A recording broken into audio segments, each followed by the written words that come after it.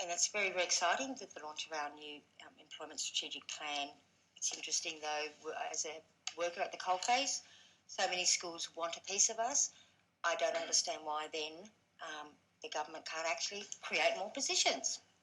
Would be a really good start. I certainly wouldn't have any schools without a teacher in the year 3-4 units. They certainly wouldn't go without that. So they want Aboriginal education workers, but there are just not positions created. Sorry, Genevieve again. That's actually one of the actions in the action plan. Is actually to work with schools and to work with central office sections to create identified positions. So that's one of the plans for next year, is to actually work with every single school, and a challenge was actually put out to schools at the launch for them to start thinking about who are your community members, who are you connected to in your community, and are there people connected in your school community who would be interested in a career in education. So our part would be actually supporting schools to identify at the start, looking at learning support positions and then looking at pathways for those staff.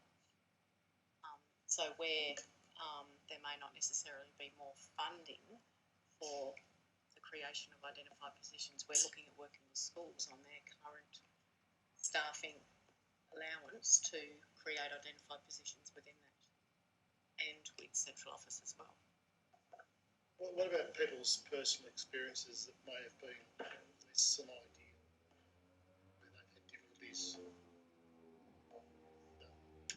getting access to study leave, training? Has anybody experienced that?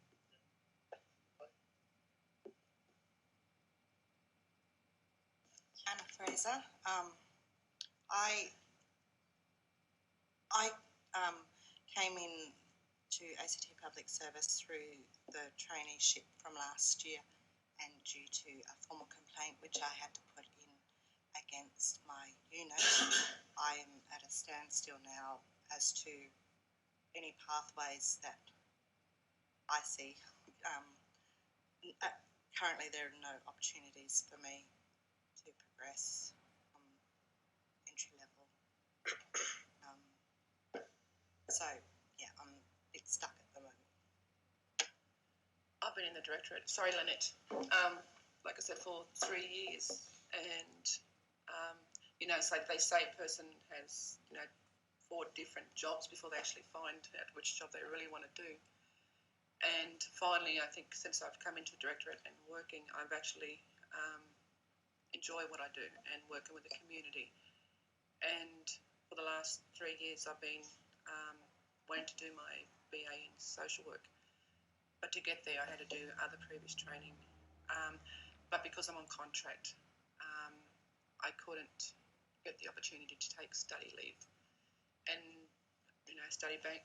And if I did, I have to cut my hours, which will be, instead of working full time, I'd have to work 2 to 3 days. And I have a family, I have 3 children, and I'm already on at the time, on a low wage, $50,000 a year, and I couldn't.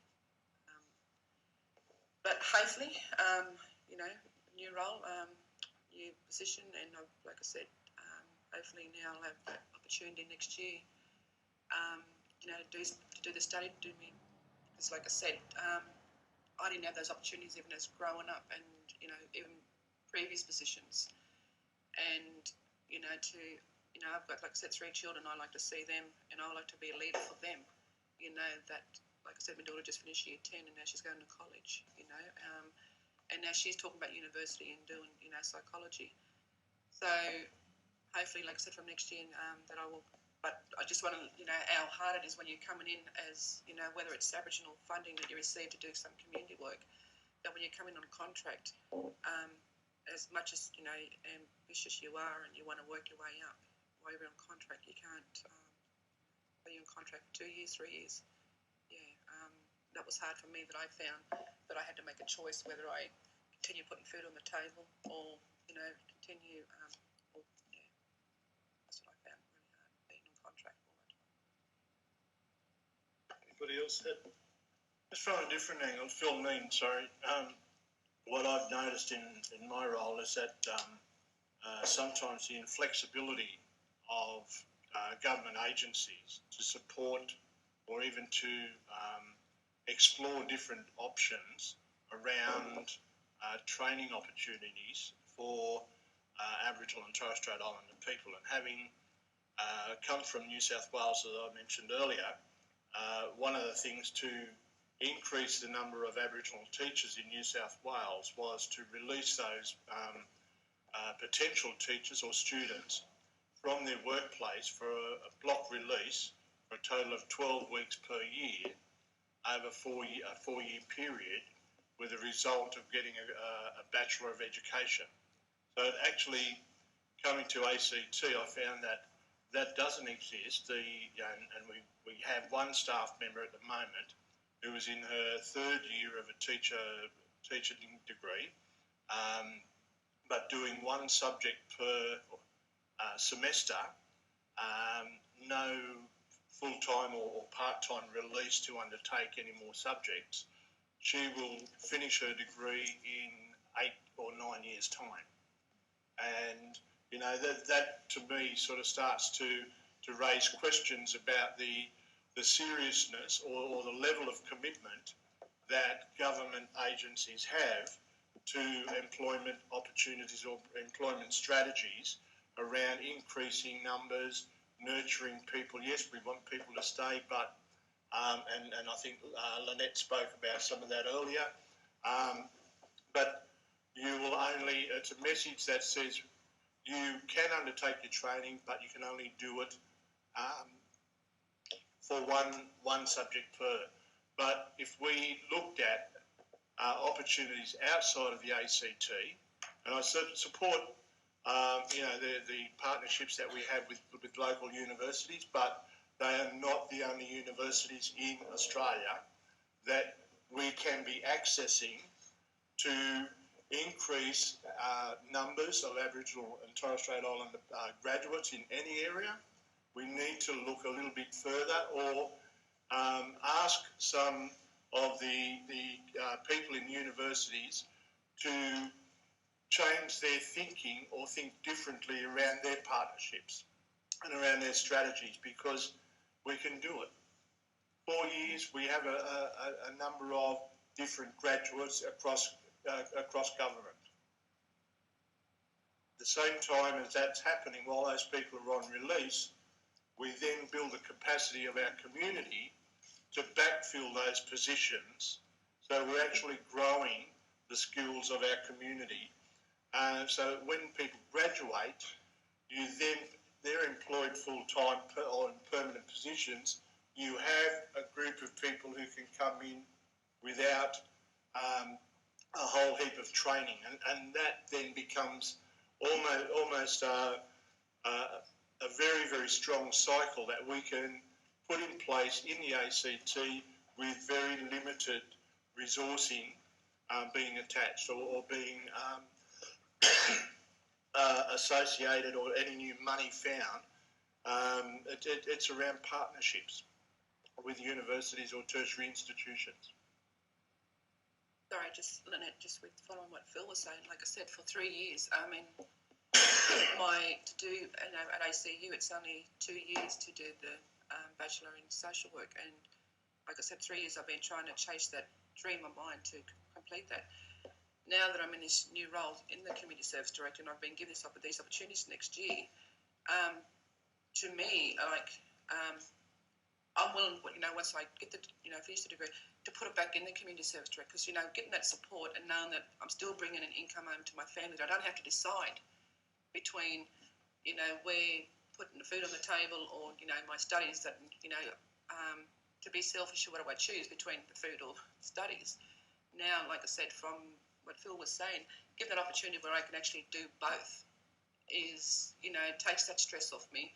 I don't have to worry about, you know, bringing an income in, but it also gives me an opportunity, like I said, to fulfil the dream that I want to do, and then give it back into the directorate, you know, come back with all that skills and knowledge that I'll gain, and, you know, work my way up in the directorate, hopefully. But like I said, if you're given that opportunity, you know, it's, you know, like I said, as a parent, you just know that you can do it for your children and still earn a good income.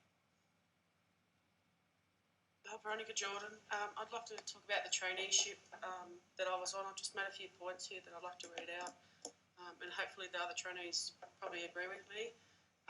The first one is that the trainees were told they would get mentors through the traineeship, but many didn't, and those who didn't get them straight away, so I didn't really get a mentor until after the traineeship had finished. Number two, being on 12 months probation for the traineeship and then having to go on a further 3 months probation when a position is found is a very long time to be on probation. So they can't actually go off my 12-month probation already. I've actually got to be on another 3-month probation when I'm permanent. Number three, permanent positions have not always been found for directly after the traineeship, and this uncertainty of what job and where can be extremely stressful because you're not sure where you're going to go and sort of what's happening. Number four, not having a clear advice about who is best to go to with any work issues adds stress to already confusing situations.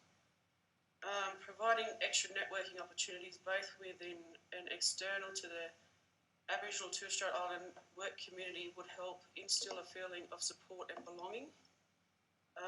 Just a couple more. Ex-employees, particularly those who have left through disappointment and a lack of support, should be approached to identify ways to improve employment services. And number seven, finding ways to share cultural experiences with all staff would promote a healthier community.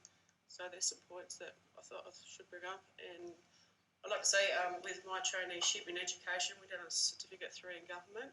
And I think that helped me. I had no clue about the government at all, like how it ran, and that really helped me understand a lot of things. So that was pretty good. And where I'm sitting now, there's no promotion for me to go anywhere, so I'm sort of stuck in one little place.